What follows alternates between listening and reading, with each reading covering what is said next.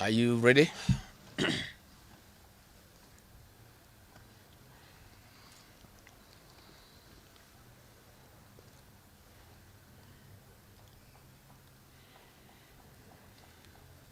Uko tayari?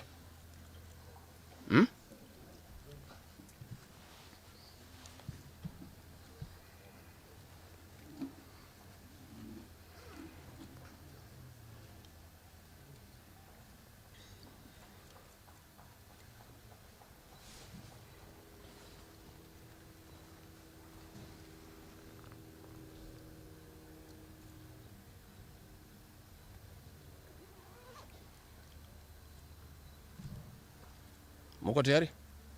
Thank you. Dear Kenyans, you are all aware of the political developments in our country. We are standing at a point of economic, political, and social nosedive as a nation. As a country, we, the people of Kenya, are being treated by William Ruto as less Kenyans at any given moment. Driven by the resolve for a better Kenya and patriotism, I've heard a call from the people of Kenya to speak into the matters that are of concern to them and all of us for our common good. On the 7th of July 2025, during the 35th anniversary of Sabasaba, Kenyans from all walks of life led by GENZS, and armed and peaceful, went to the streets. This is not the first demonstration that has happened in Kenya this year where lives have been lost and property destroyed. Unbeknown to these peaceful demonstrators, the tired regime of Ruto had a well-organized state-sponsored militia in cohort with the police and other state security agencies to maim, kill and destroy property and blame it on the Kikuyu community and specific leaders who are perceived unfriendly to this killer regime. This targeted profiling of the Kikuyu community and destruction of their specific business is an economic sabotage not new to the narrative of William Ruto. On the 30th day, these state-sponsored militia, under instructions and guidance from the police, were dropped in different places in the country, and mostly in the Mount Kenya region and other regions not perceived friendly to the government. They were strategically dropped past midnight, and then roadblocks were placed by the police while others was dropped early in the morning. The militia were procured by Ruto, governors and MPs allied to him. These regions include Nairobi, Kiambu, Kajiado, Kisii, Nyeri, Murang'a, Kiambu, Kirinyaga, Meru, Nyandarua, Kajiado, Kitengela, Ongata Rongai, Machakos, Embu, and in Wote. They had clear instructions to loot and destroy specific properties under police supervision. A killer squad of 101 that works under the Director General of the National Intelligence Service, Nuruddin Haji, was armed with assault rifles and drove in a convoy of unmarked Subarus, shooting and killing innocent protesters aimlessly in the streets and estates. This squad in Subarus, hooded and masked against court orders, are disguising themselves as DCI's officers, yet we know they are not. In fact, I would like to clarify that the National Intelligence Service has procured Subarus to give an impression that this killer gang is from the DCI. The truth of the matter is that this has nothing to do with the DCI. This is the National Intelligence Service. And this squad of 101 people was formed when I was still in government. Officers were recruited from the Administration Police Unit for special training by NIS on abductions, killings, and cover-up. And this is a squad that is killing the people of Kenya. The killings and the business destruction pattern point to William Ruto's ethnic profiling narrative, which he is a master with no rival. With a close coordination of PS Interior Raymond Omolo, this narrative was boosted online by state bloggers to spin the narrative. The Cabinet Secretary Kipchumba Murkomen's public to shoot to kill order, coupled with assurances to police officers that the government will not cooperate with the investigators in police conduct has emboldened security forces. Police officers are now on record threatening citizens who are in their homes, boasting of their license to kill, acting with a confidence that can only come from the highest echelons of power. Mr. Murkomen's admission that these are not just instructions from him but orders from above removes any ambiguity about where responsibility lies. It will be recalled that in the run-up to the 2007 general election and its aftermath, the narrative of 41 against 1 was a masterpiece of William Ruto. The target was profiling Kikuyus against the rest of the country. To a large extent, he succeeded, and every Kenyan knows what happened, and it is also fresh in his mind of the ICC ordeal still hanging on the neck of William Ruto today. We remind William Ruto that his ICC cases are not yet over. They have been posed after witnesses disappeared, and what he is pretending over are crimes under the Rome Statute. It is clear history is repeating itself, and the architect William Ruto is back on the deck. He is hell-bent to finish his unfinished business with the people of Mount Kenya, destroy their businesses, and make them black sheep of Kenya. Despite this horrible experience, the people of Mount Kenya voted William Ruto to a man in 2022 general elections against the advice of President Uhuru Kenyatta, whom Mr. Ruto had branded as a drunkard and a useless leader. Today, the people of Kenya, and especially the Mount Kenya region, feel sorry that they did not heed to the advice of Uhuru Kenyatta. These state-sponsored militia were key in touching of various parts of the country with ease of police assistance to prefer terrorism charges on specific people from the Mount Kenya region.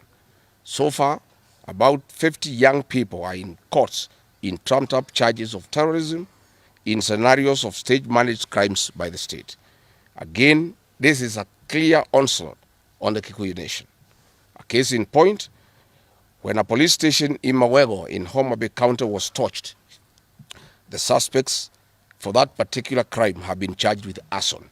But when a police station is alleged to have been torched in Kiambu, suspects from the Kikuyu nation are charged with terrorism charges. This is serious ethnic profiling. Last night, in Juja and Kirinyaga, these state-sponsored militia invaded various businesses. Luckily, in Kirinyaga, after Wananchi went to Sagana police station and they refused to act, saying they had orders from above not to interfere, the people organized themselves and repulsed the militia. Mr. Ruto's ethnic profiling has led to the destruction of the foreign properties belonging to the people of Mount Kenya. Maguna supermarkets in Meru, Kahawa West, and Murang'a. Nice supermarkets, hotel, and petrol station, and nice city in Mwea in Kirinyaga. County supermarkets in Kabati and Kirinyaga. Power Star supermarkets, Quick Mart supermarkets in Eastern Bypass, Shell and Total Mini markets in Roiro, Chill Post Hotel in Gong, Boju Shop in Keserian, Homegrown Supermarket, among others, and the Family Bank in Kahawa and Roiro. Notably, in Meru, these state-sponsored militia tried to attack Meru Dairy Processing Plant and were repulsed by workers. In Nyeri, they further tried to attack Wakulima Dairy in Mukurweini, and the attack failed. We urge our businesses to heighten security surveillance on their business premises and production lines, especially the KTDA, coffee factories, milk processing factories, among others. We take note that in Meru, on Sunday, the 6th of July, at an event attended by CS Kipchumba Murkomen, the MP for Bori, Mugambire Dikire, indicated that a supermarket would be attacked the following day. As sure as December 25 is Christmas, and true to his word, Maguna supermarket was torched by the state-sponsored militia, which the MP was privy to. Why hasn't Mugambire Dikire been arrested? How did he know that a supermarket would be attacked? This is selective justice. The evidence that these militias are state-sponsored is plain for all to see.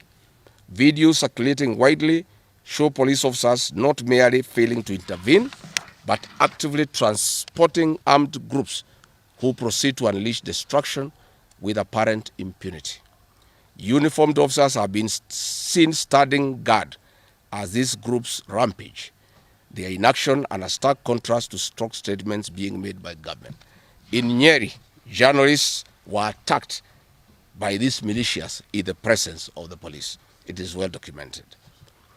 This is a clear indicator that Ruto is working with governors and MPs allied to him to destroy businesses owned by the Kikuyu, the Meru, and the Embu, and blame it on people who don't support his administration. This is a tactic that was used by the colonialists with the collaborators who searched earth policy and torched buildings and businesses and blamed it on the Mau Mau. This divide and rule tactic will not work, Mr. Ruto. We know that in Meru, they want to use this mayhem to blame Thika Linturi. In Embu, they have already blamed Mkunji Gitonga. In Kitengela, Iron Gong, they want to target Senator Seki and MP Onesmus Ngogoyo. In Nyeri, they are trying to haunt Honorable Kagusha. And in Kirinyaga, they are targeting Senator Murango. We want to remind President Ruto that it is not the Kikuyus who want him out of office. It is the entire people of Kenya. Kenyans are suffering equally across the country. That is why Kenyans have said, if you, Mr. William Ruto, believe that it is the Kikuyus who want you out, then all Kenyans are Kikuyus.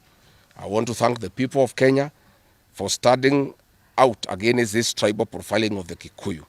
The people of Kenya yesterday did wonderful by saying that the Kikuyus should not be profiled. This morning, I've seen Ruto quivering and wailing in uncontrollable anger. Mr. Ruto, excessive anger is not a solution. I want, with a lot of humility, to advise you to stop being angry. That will not help. You need to know what you need to do because you have not been listening to the people of Kenya. The people of Kenya are more angry than you are. They are angry because you have overtaxed them. There is wanton corruption. There is abductions and extrajudicial killings. There is ethnic profiling and other ills that bedevil your administration. If you want to be calm, please abolish the housing levy and give dignity to the payslip. I have heard you saying that you cannot give jobs to the young people. Please restore the dignity of the payslip. Restore the capacity of the middle class. The middle class will give jobs to these young people. Stop killing and profiling the young people. Listen to them.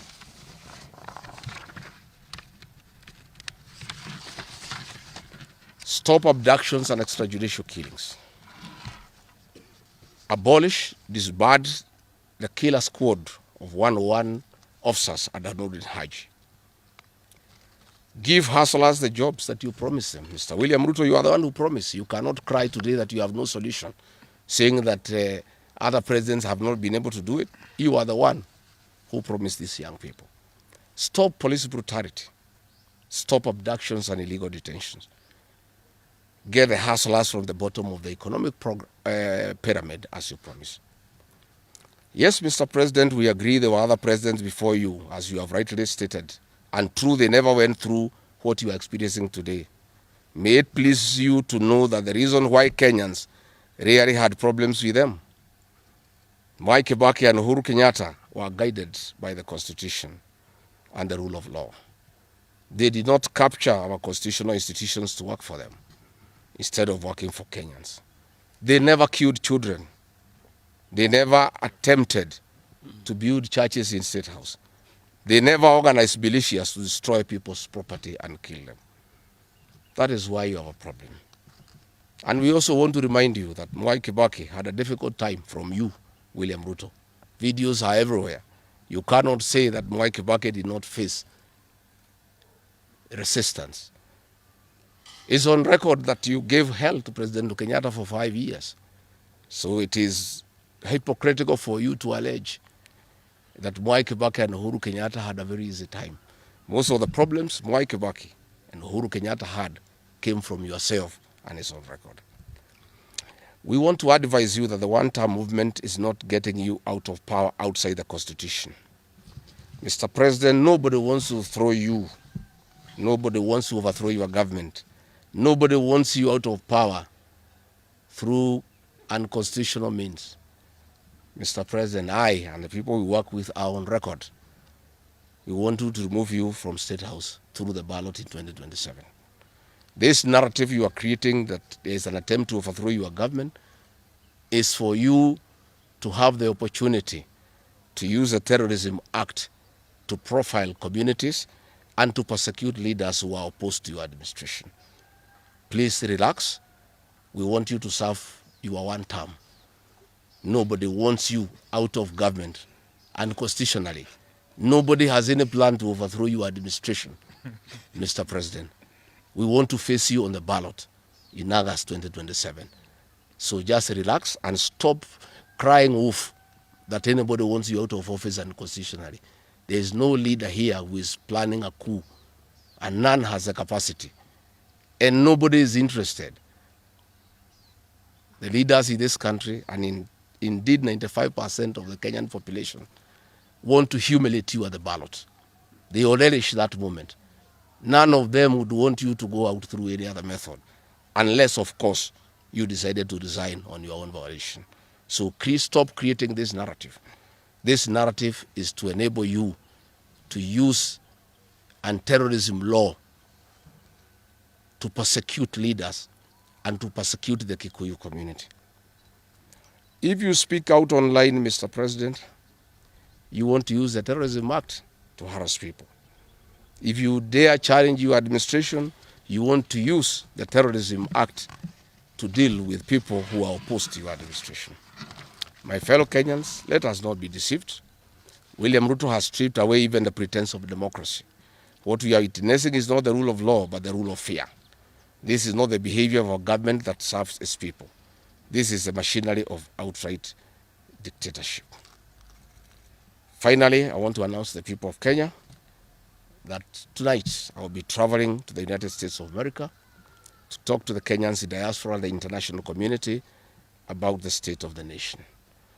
I would have wanted to stay in the country at this very difficult time when our people are under siege, but I have engagements that I'm not able to postpone. I have been threatened by people close to William Ruto, who called some of my people today, that they will want to stop me from leaving the country. I have no problem. If you want to come and arrest me at the airport, as you are threatening us, you can go ahead. I don't have a problem. You cannot sell fear to us. You know, even if you sold us fear, we cannot buy. You know, and therefore, as I'm out of the country, unless I'm stopped from going, and if I'm stopped from going, I'm still okay. I'll be here because this is my country.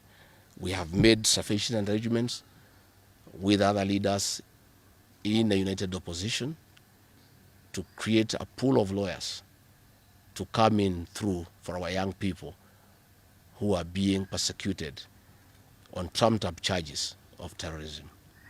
And I want to explain. I have heard the president saying that people have attacked police stations and the law courts. It was all stage managed by the MP for Kikuyu. How do you explain that people can walk into a police station and they are not armed and take over the police station from armed police officers? How do you go to the courts that are guarded by armed police officers and touch them? All these attacks of vital installations were stage managed by William Ruto through Kimani Ichung'wah to create the opportunity to prefer charges against people using the Anti-Terrorism Act. That is the reality. So nobody has attacked any police station. They were all stage managed by government. And what is happening is history is repeating itself. This is exactly what Moi did in the 80s against the Kikuyu community. After the abortive 1982 coup, he used sedition laws and the clandestine Kenya movement to profile the community and hold people into court, and they'll be taken by Bernard Chunga after 5 p.m. This is history repeating itself. I want to ask our people to be calm, to be cautious, and to be strong. I want to appeal to our young people, the GENZS. Looking at the scenario of what is happening and what William Ruto has planned, I want to ask my children, my sons and daughters, to consider applying the next onslaught against President William Ruto by getting IDs and registering as voters so that they can deal with William Ruto on the ballot. Because I fear for them. Anytime they go out to the streets, they are killed like chicken. I would like to preserve, to us these children, we would like to live with them, we would like to see them grow. And when we look at the desperation of William Ruto and the brutal force he is using against these children and the use of state militias to attack them, I would like to plead with them to consider, to join us, we in the opposition, by registering as voters. And in 2027, we'll be able to get rid of President William Ruto. William Ruto, finally, let me ask you a question. The Kikuyu nation, the Mount Kenya people, you call tribalists every day. These people you are waging war against, their businesses, are the same people who voted for you, even after what you did to them in 2007. They forgave you and considered you as a person they can elect as president. You have turned against the community. You are trying to mobilize other Kenyans to profile them and to fight them, but they have refused. These same people from Mount Kenya have the capacity to support somebody else. It must not be you. And they proved that they are not tribal by voting for you when you are Kalenjin. They can vote for a Kamba. They can vote for a Kisi. They can vote for a Luya. They can vote for a Maasai. That sense of entitlement that you are having to the Mount Kenya vote is misplaced. They voted for you, yes. You betrayed them. You turned against them. They don't have to vote for you again. Please stop persecuting them into submission. They will not submit to your brutality, to your vicious attack against them and their leaders. That I want to tell you for free today. I've listened to you talking with a lot of anger, calling them tribalists. They are not. How can they be tribalists when they voted for you and you are not one of them? But you don't have a sense of entitlement that they must vote for you. You know what you have done to them and why they have reacted the way they have. And I want to assure you, you cannot scare them into submission. Even if you jail them, they will not submit. These are seasoned descendants of the freedom fighters, and they cannot be intimidated. So let me encourage my leaders here as I go away to remain strong, to remain focused, and to speak for the people of Kenya. I am I have a lot of gratitude to the Honorable Stephen Kalonzo Musyoka and Eugene Wamalwa, who have been caught the whole of yesterday and today, standing strong and defending our young people who have been framed and charged with treason. For those two leaders, I want to give them the gratitude of my community and our leadership. They have come through for a community when it's under siege, and we are indeed very, very grateful. I want to ask our leaders here to be vigilant and to continue speaking out to the people of Kenya. Should the situation get out of hand and I need to cut my trip short and come back to join the other leaders in defending our people and speaking for them, I will gladly do so. Thank you very much. Good. That's comprehensive. I don't think iko maswali hata kidogo. Labda ile watu ya Kameme iko na Igoro.